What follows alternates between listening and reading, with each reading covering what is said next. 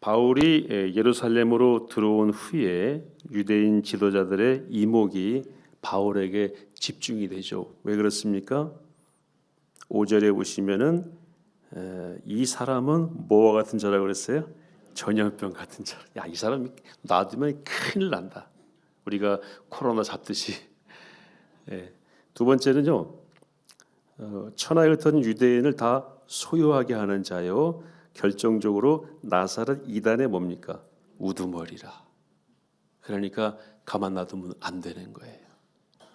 그래서 우리가 한 2달쯤 전에 방학 전에 본 말씀 가운데 바울이 알고 있었던 드로비모라고 하는 에베소 사람, 그러니까 헬라 사람이죠.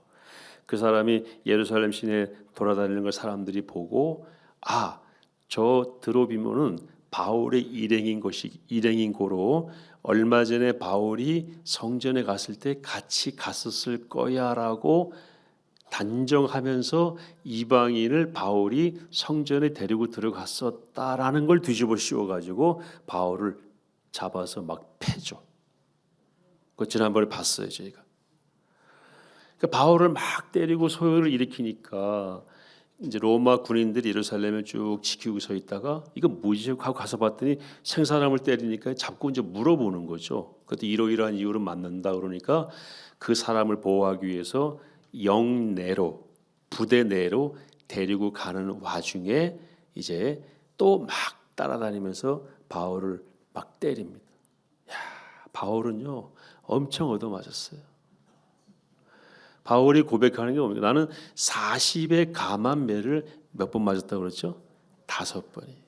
여러분 잘 아시죠? 40의 감한매니까 40의 하나 감한매 몇 대죠? 39대. 단순한 39대가 아니라고 그랬죠? 40대를 때릴 때에는 뭡니까? 때려 죽일 때에 때리는 겁니다. 죽기 전까지 때린 거예요. 몇 번요? 5번. 옛날에 우리 드라마에서 보면은 곤장을 맞아서 죽는 경우도 있지만 맞고 나서 집에 와서 시름시름 앓다가 죽는 경우도 있다고 그러잖아요. 일종의 태형이죠. 여러 번 시내의 위험, 바다의 위험, 그리고 동족의 위험, 이런 위험들을 바울이 다 감당한 거예요. 그리고 루스드라라고 하는 성에서는 바울을 돌로 쳐서 죽였어요. 죽었으니까 내다 던진 거예요. 성 밖으로. 근데 살아난 겁니다. 바울. 그 사람들은 죽인 거나 마찬가지예요.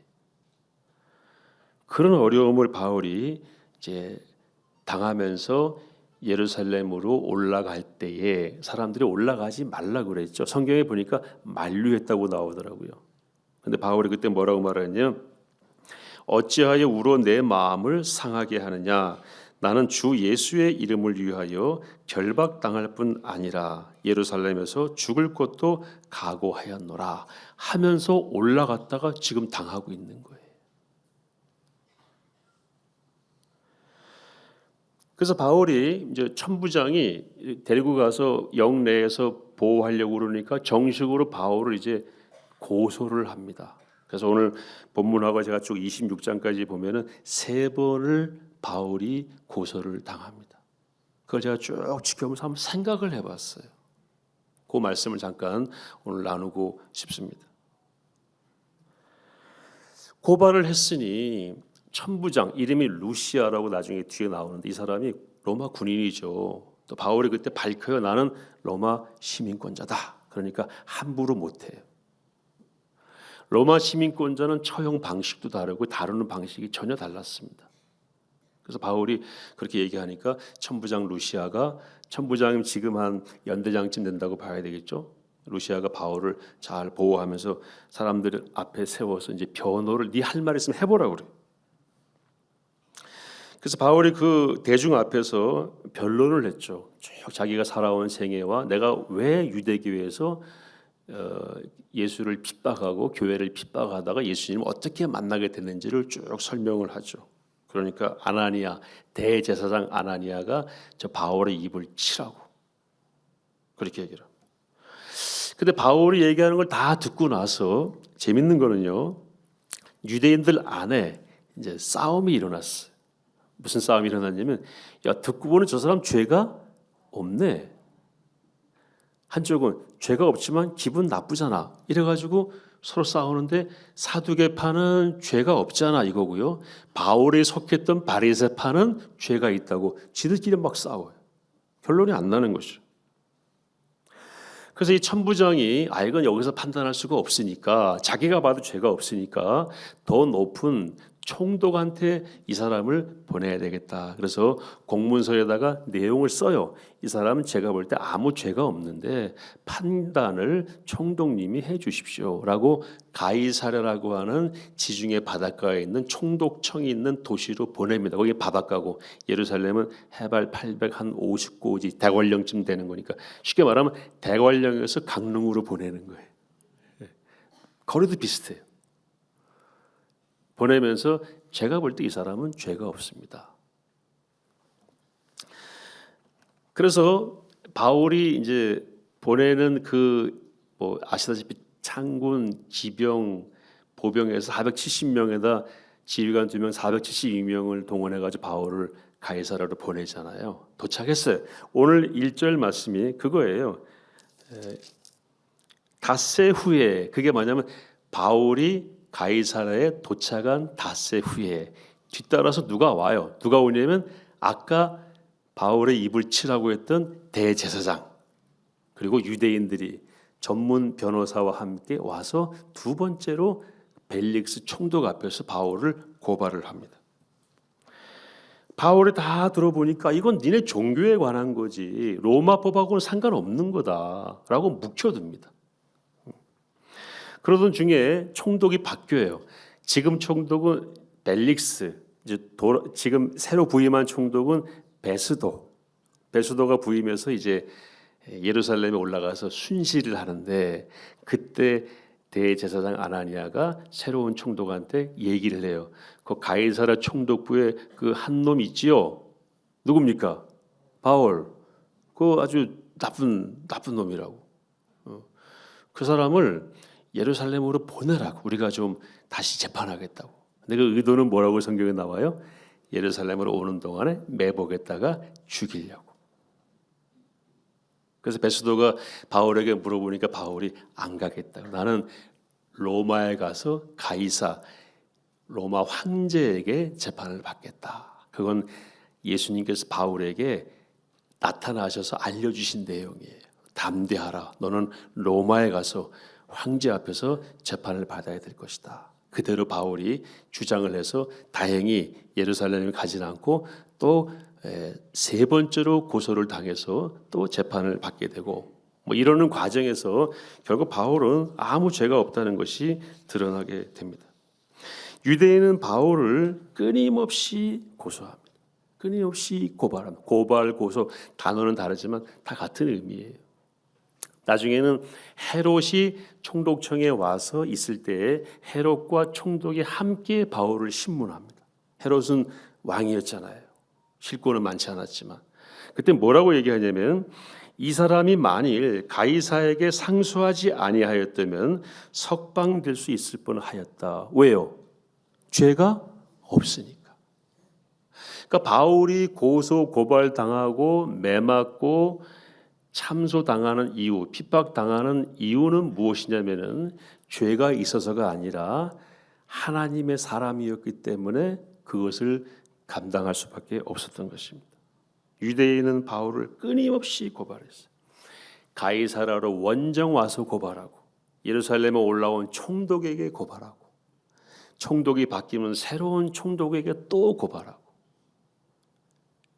총독과 헤롯이 다 바울을 판단하고 문제가 없다고 해도 결국은 바울을 죽이려고, 잘 아시지만 바울을 죽이기 전에는 먹지도 않고 마시지도 않고 잠도 안 자겠다고 한 사람이 40여 명이나 됐다고 그랬죠.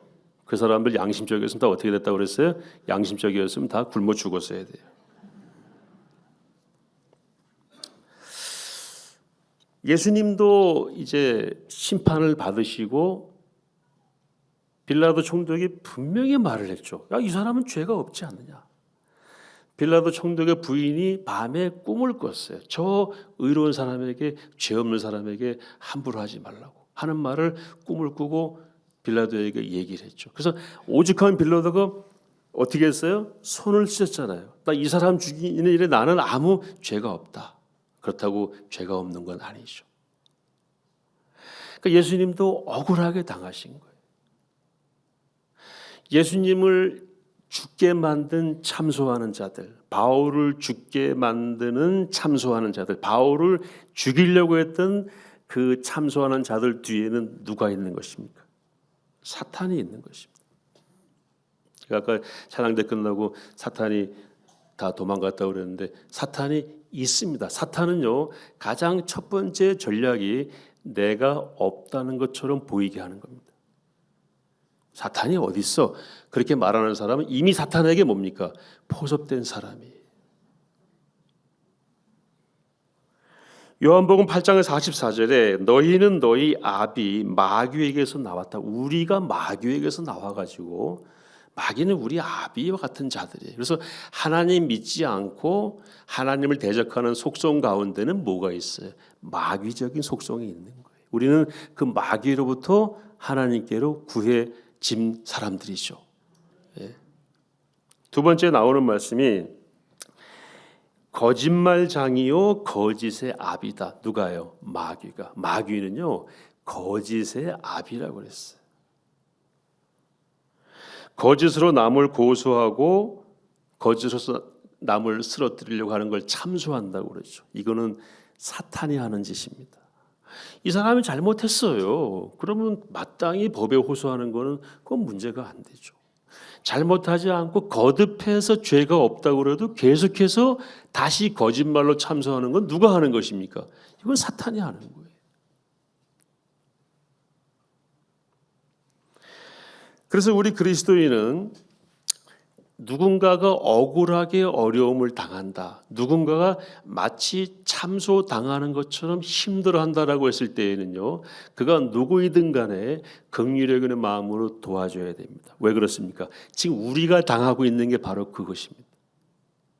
교회가 당하고 있는 게 그것이고 역사적으로 그리스도인들이 당하고 있는 것이 그것이고 예수님이 당하신 것이 그것이죠. 바울이 당한 것이 그것입니다.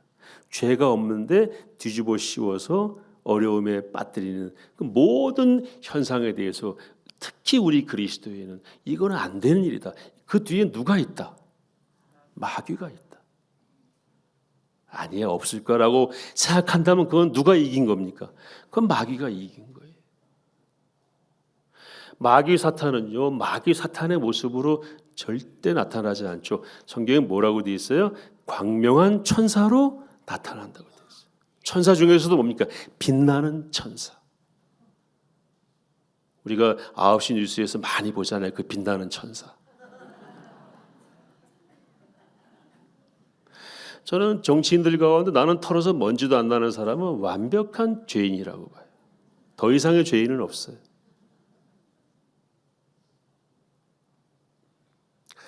지난 주간에 저희 교육제송회 할 때 정치인 한 분이 오셔서 신실한 크리스찬인데 그분은 그런 말을 했어요. 내가 죄인이라고. 그리고 힘들고 어려울 때마다 신학 서적을 보는데 신학 서적을 보고 다시 깨닫는 게 그렇지 우리는 죄인이지. 그런데 대놓고 나는 털어서 먼지도 하나 안 난다. 딱 이 표현을 쓰신 분이 계시는데요. 그런 분하고는 가까이 하시면 안 됩니다.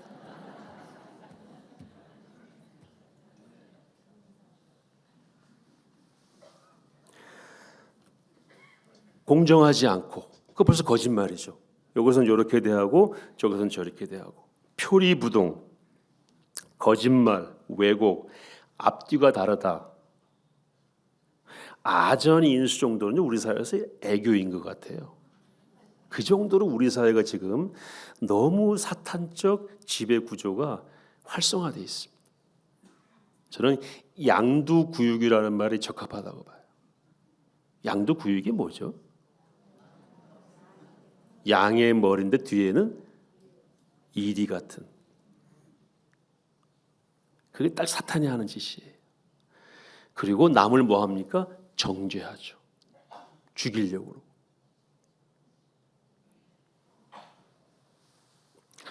지금도 하나님의 사람들과 교회와 기독교와 진리 그 자체에 대한 고소와 고발은 계속되고 있습니다. 이것이 고소당한 바울을 제가 묵상하면서 정리한 결론이에요. 이 고소와 고발은 여기서 끝나지 않았다. 지금도 계속되고 있다. 역으로 말하면 진리와 진실이 있기 때문에 고소당하는 거예요. 언제까지 이 사람들이, 이 세력이, 마귀와 사탄이 기독교와 진리와 하나님의 사람들과 교회를 공격하고 고소합니까? 맞습니다. 없어질 때까지, 교회가 없어질 때까지, 그리스도인이 완전히 없어질 때까지.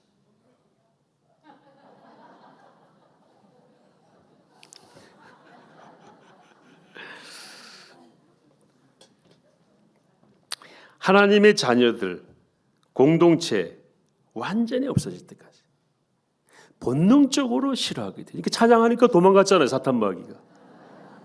얼마나 싫어하겠어요, 찬양대를. 그래서 루터가 그 얘기해서 찬양을 사탄이 가장 싫어한다고. 사탄은 우울의 영인데 찬양하면 사탄은 떠나간다 그랬어요. 그래서 마틴 루터가 찬양을 지었잖아요. 내 주는 강한 성이요 방패와 병기 되시니.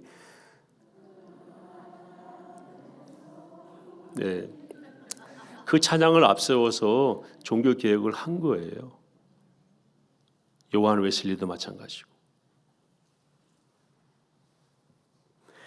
교회만 있으면, 제대로 된 기독교인만 있으면 사탄은 두려워합니다. 그래서 뭐 합니까? 공격하는 거예요. 그래서 고발하고 고소하는 겁니다. 역으로 교회만 딱 서 있고 찬양하고 말씀으로 무장하고 담대히 서 있으면요, 사탄은 어떻게 될까요? 벌벌 떱니다. 떠는 현상이 고소고발하는 거예요. 성경에 나와 있잖아요. 네가 하나님의 한 분이신 줄 아느냐? 사탄도 믿고 떤다 그랬어요. 제가 언젠가 말씀드렸습니다만, 귀신 들린 병사가 있다 그래가지고 제가 그 부대 전방에 근무할 때 집차를 타고 쭉 가서 내리는데 그 병사가 저기 소파에 앉아 있더라고요. 저 나무 밑에 무슨 나무 의자에 앉아 있더라고요. 제가 내려서 가는데요, 바로 거품 물고 쓰러지더라고요. 몇 번을 그랬어요. 저 정도도 저 정도도. 그리고 정말 찬양하고 기도하면요, 부들부들 떱니다. 여러분 잘 아시죠? 무당이 기독교인 전화가면 구슬합니까? 못합니까? 그러니까 여러분, 내가 기독교인인지 아닌지 점검 받으려면 무당 구단한테 갔다 와보세요. 웬만한 기독교인이 지나가면요, 무당이, 그리고 그 무당이 진짜인지 아닌지도 그거 알 수 있어요. 우리가 가도 그 잘하면 그 가짜입니다. 반드시 충돌되게 돼 있어요. 그래서 우리 담임 목사님 늘 말씀하시는 게 뭐죠? 신앙의 세계에는 뭐가 없어요? 회색지대 중립이, 동거한다는 건 있을 수가 없어요. 네가 죽든지 내가 죽든지. 왜요?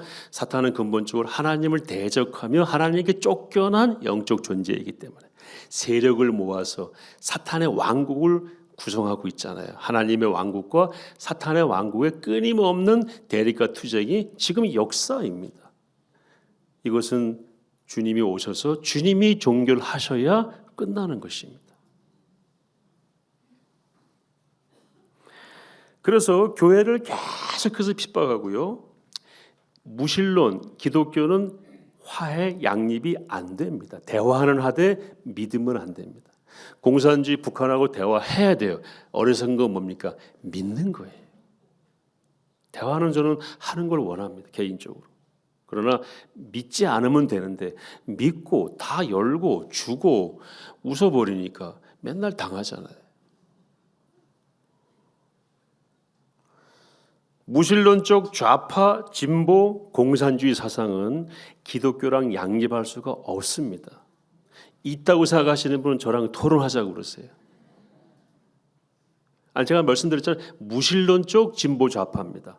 우리가 뭐 진보를 얘기할 수 있죠. 뭐 좌파적인 생각 가질 수 있지만 기반이 무신론이라면, 그리고 그 사상들의 기반은 사실 무신론이에요. 다윈의 진화론, 포에르바하라는 사람의 유물론,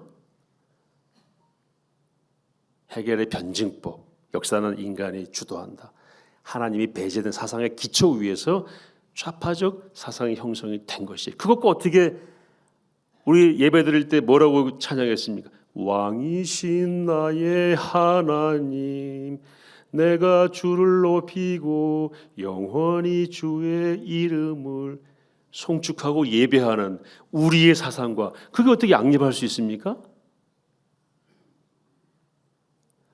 아니 교회가 다양해야지. 아니 교회는 다양한 곳이 아니에요. 진리로 하나 되고 그 진리를 받아들이는 사람들이 모인 곳이 교회입니다. 그 진리를 받아들일 수 없다면, 그것이 정불편하다면 교회에 들어올 수가 없어요. 교회에 들어와서 아니야 진리를 내려놓고 우리 하나가 되자라고 하는 것은 사탄의 전략이고 일종의 유연한 고소, 미소 짓는 고소에 다르지 않습니다. 독일이 동독, 서독으로 나눠졌죠. 1949년에 나눠졌는데요. 79년에 이제 다시 통일됐으니까 40년 동안 나눠졌는데, 제가 통계를 보니까요, 49년 나뉘어질 때의 동서독의 공의 기독교인이 90%였어요. 그런데 통일될 때쯤 40년이 지나고 나서 동독은 그 기독교인이 40%로 줄었습니다. 절반 이상이 날아간 거예요. 서독은 약 80%가 기독교인으로 유지가 됐어요. 왜요? 동독은 기독교를 끊임없이 어떻게 했습니까? 핍박했습니다. 몇 가지 말씀드리면 전도 못하게 했죠. 자녀에게도 복음을 못 전하게 했어요. 그러니까 다음 세대가 없는 거예요. 그 40%는 생존한 전 그리스도인들이었죠. 전에 교회 나가던 분들, 그리고 교회 신축을 허락하지 않았습니다. 개축 일부 허락했고 수리만 허락했어요. 그것도 돈이 없으니까 서독교회가 거의 100% 지원했습니다. 그래서 겨우 한 50%가 떨어져 나가는 것 정도로 유지가 되었지, 기독교와 동독 공산당은 양립할 수가 있었다 없었다? 없었습니다. 근데 아이러니하게도 이렇게 말합니다. 통일된 다음에 그래도 공산주의와 다른 유일한 집단은 교회밖에 없었다. 그 교회가 그래도 기도하고, 니콜라이 교회라고 하는 라이프치히 시내에 큰 광장이 있습니다. 광장을 낀 교회가 니콜라이 교회인데, 그 교회에서 10년 동안 우리 교회가 주빌리 기도회 하듯이 통일을 위해서 촛불 기도회를 했죠. 그것이 몇만 명, 7만 명, 9만 명, 그 작은 도시에서 번지면서 베를린에서 100만 명이 모이는 집회로 번지면서 결국은 지금 와서 보니까 축복인 통일이 오게 된 것입니다. 공산주의와 양립할 수 없었던 기독교가 살아 있었기 때문에 지금 그들이 그러한 복을 받을 수가 있었죠. 그러나 당시에 공산당 집권자들은 교회를 어떻게 하려고 그랬어요? 없애려고 그랬어요. 여러분, 교회 좋아하지 않을 수 있어요. 나 예수님 안 좋아해 할 수 있지만, 조직적으로 교회를 핍박하고 바울을 참소하듯이 반복해서 교회를 향해서 비판의, 조직적이고 계획적으로 비판의 돌을 던지고, 그 다음에 정말 저도 고소 여러 번 당했잖아요. 반대파한테. 저 검찰에도 갔었고, 재판정에도 갔었고, 피고로도 갔었고, 증인으로도 갔었고, 원고로도 갔었어요. 지속적으로 교회를 향해서 허물려고 하는 그것은 그건 사탄이 하는 짓입니다. 분명히 우리가 인식을 해야 되는 것입니다. 장로님 기도하셨지만 차별금지법, 교회에서 늘 반복해서 말씀드리지만, 여러분 지금 전 세계에서 잘 살고 역할할 수 있는 나라 가운데요, 차별금지법, 동성애를 대한민국처럼 막아내는 나라는 없습니다. 이게 아멘해야 될지 슬픈 얘기인지 모르겠어요. 다른 나라는 다 넘어갔다는 얘기잖아요. 대만도 넘어갔습니다. 미국은요, 지난주 담임 목사님 말씀하셨죠. 아이들에게 외과적인 수술을 할 준비를 소아과에서 하라. 트랜스젠더 만드는 거 거부하지 말라는 거죠. 미 한번 쳐주셔야 되는데 여기서 진짜 미쳤죠. 그래서 나라로서 역할을 할 수 있는 나라 가운데는요, 사실 대한민국밖에 남은 나라가 없습니다. 차별금지법 LGBTQ라고 하는데 L은 레즈비언, G는 게이, B는 바이섹슈얼, 이것은 양성애입니다. 그다음 T는 트랜스젠더, Q는 퀴어, 동성애자를 의미하죠. LGBTQ라고 하는 이것이 만연되지 않은 나라는 나라 역할하는 나라 가운데 대한민국밖에 없는데 미국은 이미 이런 것들을 부정하는 또는 이런 것들을 무시하는 또는 이런 것들을 이렇게 배제하는 표현하는 것은 이미 금기어가 되어 있습니다. 미국의 CRC라는 교단이 있어요. Christian Reformed Church. 미국 기독교에서 개혁교회 가운데 가장 큰 교단이죠. 장로교입니다. 그리고 칼빈 신학교, 칼빈의 이름을 딴 칼빈 신학교 그 교단 신학교예요. CRC. 제가 아는 목사, 저희 고모부도 그 교단 소속 목사인데요. 다 넘어갔어요. 공식적으로 동성애 받아들이고 그리고 동성애를 이 담임 목사가 지지하고. 제가 어떤 자료를 보니까 UMC라고 미국의 연합 감리교인데 이 연합 감리교가 모여서 동성애를 반대한다고 선언을 했어요. 그래서 많은 사람들이 놀랐습니다. 어떻게 감리교가 이렇게 동성애를 반대하는 선언을 할 수 있을까? 그런데 그 안에 있는 목사들이 다시 들고 일어났어요. 왜 동성애를 반대하느냐고. 애덤 해밀턴이라는 실명을 공개하겠습니다. 이 목사가 그 일을 주도해서 성경의 권위를 부정하면서 동성애도 받아들여야 된다. 성경을 다 믿을 필요가 있냐라고 말을 하고 있다고. 그래서 오스기니스 목사님이 특세 때 말씀하신 것처럼 그래도 남아있는 일부 미국 교회 그리고 한국 교회만이 이러한 진정한 기독교의 진리를 유지하는 나라이기 때문에 한국 교회가 잘해야 된다는 부탁을 지난번에 하셨죠. 아마 가을 특세 때 또 나머지 반을 특강을 하시는 걸로 알고 있습니다. 그분 굉장히 통찰력 있는 분입니다.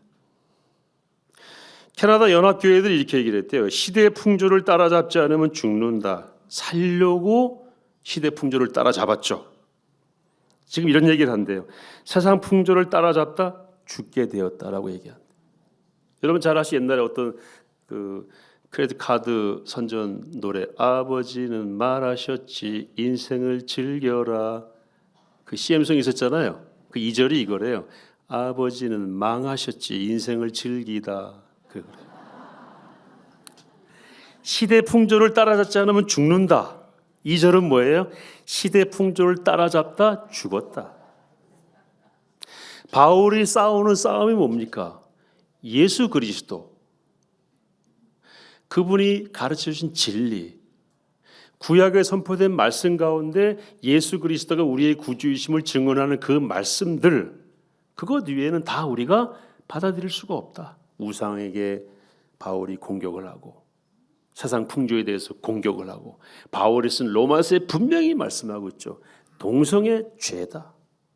순리로 쓰는 것을 영리로 쓰고 그게 동성애를 말하는 거거든요. 그런 선포를 바울이 끊임없이 한 거예요. 그러니까 바울이 뭐 당했습니까? 참소당하고 고소를 당한 것인데 이것은 오늘날 그리스도인들과 교회들이 당하는 것과 같다. 이것은 중단된다 안 된다. 자기들이 승리하는 그날까지 계속 갈 거다라는 게 세계 교회사의 결과입니다. 우리는 어떻게 해야 되겠습니까? 우리도 끝까지 간다. 그러면 됩니다. 우리도 끝까지 간다. 여러분 한국 교회가 지금 잘 막아내고 있는 것 같아요. 우리 교회 장로님 가운데 국회의원이 있잖아요. 그 김혜재 장로님이라고. 그분이 이거 참여금지법 그분이 검사장 출신이잖아요. 논리적으로 당내에서 엄청 반대하고 있죠. 그런 분들이 곳곳에 있어요.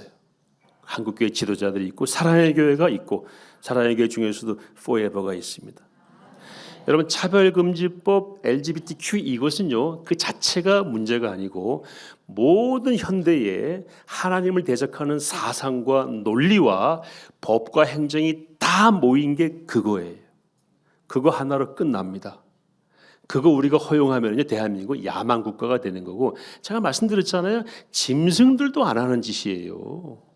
그걸 법으로 보장을 하고 그것을 나쁘다라고 말하면 처벌을 하는 이런 반자연적인 법이 어디 있습니까? 우리 기독교적으로 말하면 창조의 질서, 그냥 세상의 말로 말하면 자연의 질서, 이걸 완전히 뒤집는 거잖아요. 우리에게 재앙이 되는 겁니다. 이런 말이 있다고 그러죠. 사람은 가끔 용서한다. 하나님은 대체로 용서하신다. 자연은 절대 용서하지 않는다. 창조의 질서, 자연의 법칙을 어긴 이 모든 인간의 노력들은요 어디에 직면하게 됩니까? 심판에 직면하게 됩니다. 그걸 가겠다는 거예요. 왜요? 하나님을 대적하는 그 가운데 그것이 있기 때문에, 그것이 우리에게 어떤 결과를 가져올지에 대해서는 말하지 않고 있습니다. 오늘 우리가 참소당하는 심정으로 또 거기서 굴하지 않고 바울처럼, 바울은 물론 나중에 로마로 보내지고 다음 주에 말씀드리겠습니다마는 결국은 바울은 참수를 당합니다. 그러나 바울이 패배했다고 말하는 사람은 없어요. 패배했다고 말하는 건 뭡니까? 세상을 따라가다 지는 건 패배하는 겁니다. 그러나 믿음을 지키다가 지는 건 패배가 아닙니다. 그런 영적인 승리자로 다음 세대를 우리가 잘 구축할 수 있기를 바랍니다. 우리 포에버 어르신들이 이제 뭘 하시겠습니까? 아니요, 하실 일이 있죠. 나라를 다시 세우셔야 됩니다. 좋은 나라 후손들에게 만들어 주셔야 돼요. 저는 이런 꿈을 가지고 있어요. 대한민국 역사에 없었던 나라를 한번 만들어 보자. 어떤 나라입니까? 하나님 나라와 거의 일치한 나라. 하나님의 왕되심을 모든 국민들이 인정하는 나라. 모든 법이 하나님의 왕이심을 선포하는 나라. 지금 그런 나라가 돼 있습니까? 안 돼 있습니까? 안 돼 있으니까 할 일이 있어서 감사하죠. 한번 해보시자고요. 그런 꿈을 꾸면서 기도하고 우리 후손들에게 바로 가르치고 진리를 선포하고, 그러면서 어려움 당한다 할지라도 그걸 마땅히 여기고 그걸 감당했던 바울처럼 돌파해내는 그런 어르신들로서 좋은 나라, 좋은 공동체 우리 자녀들에게 물려줘야 될 사명이 우리에게 있는 것입니다. 그 사명 잘 감당할 수 있기를 축복합니다.